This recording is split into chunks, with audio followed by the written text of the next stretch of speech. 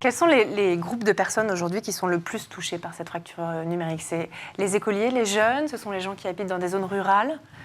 Alors là, on est en train de lancer, côté Pix, un observatoire de ces compétences numériques sur la base de nos données. Parce qu'aujourd'hui, Pix est une plateforme, pour ceux qui ne connaîtraient pas, c'est une plateforme en ligne. Vous pouvez y aller sur pix.fr, c'est ouvert à tout le monde, c'est un service public.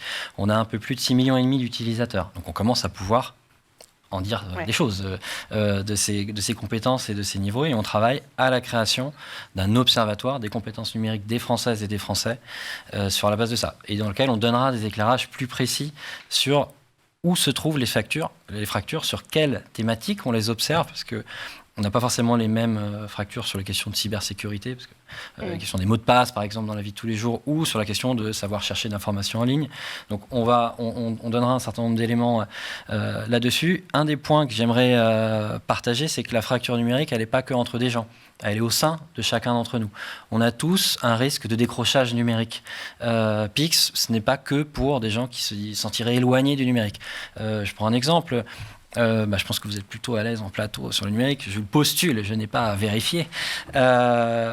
Néanmoins, quand on commence à parler de RGPD, donc les règlements généraux pour la protection des données personnelles, qui est sorti, on peut se retrouver en situation de « Ah, mais qu'est-ce que c'est que ce truc ?